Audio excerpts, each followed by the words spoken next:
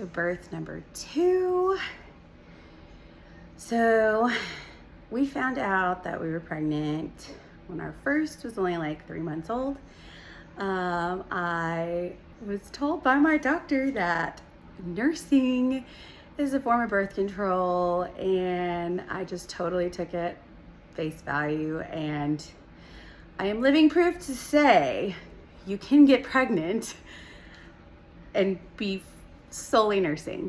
So anytime I hear that, I'm like, that is a lie. I am living proof you can get pregnant. So we found out we were pregnant when she was like 3 or 4 months old, and kind of like freaked out a little bit. I was like, they're gonna be like 12 months apart, and I just felt horrible, like she's gonna be missing out. I'm taking away from her first year, and like, thank goodness all of my pregnancies have been like smooth, and I don't get morning sickness. I don't really have any issues, and I'm so thankful and blessed in that area, because that would be really hard. So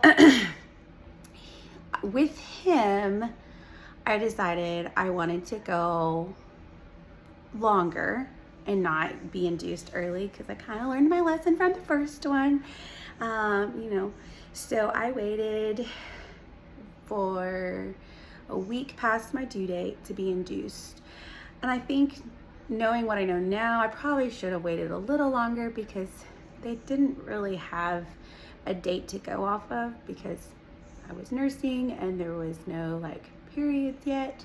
And so they were just going off of like measurements and estimates off of that, and due dates and weights and all of that is always just an estimate. And so I waited for a week after my due date to be induced, and that one again like kind of went super smooth. We got there early.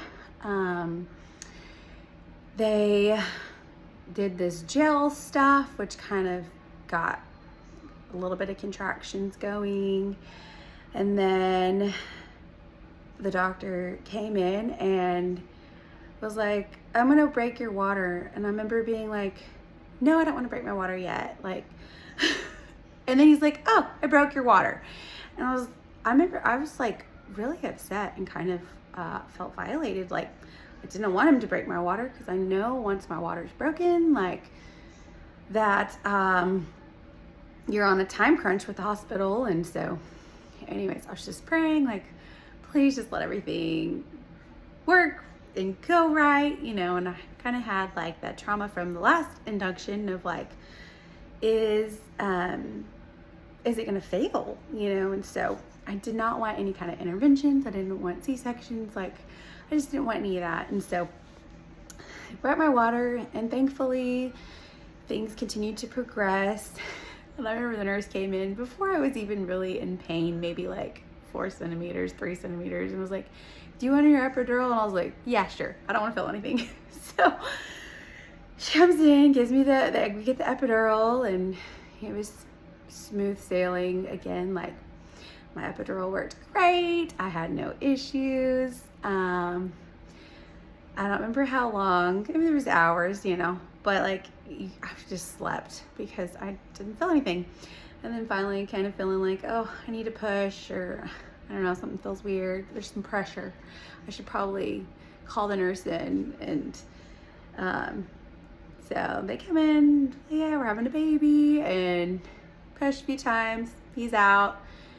It was just easy peasy. Like, he was, I think, 8 pounds, 2 ounces, and just perfect. And I forgot to mention it in the last one, but with him, like, we stayed in the hospital as long as possible, because my first one, I wanted to get out of there, and we ended up being readmitted after like 3 days because she got really bad jaundice. And so I learned my lesson there. It's like, I'm not going to rush out of the hospital. I'm just going to stay as long as I need to and make sure that they're good, because I do not want to be readmitted for jaundice. And so, yeah, he was perfect and great, and that one was smooth and didn't feel a thing.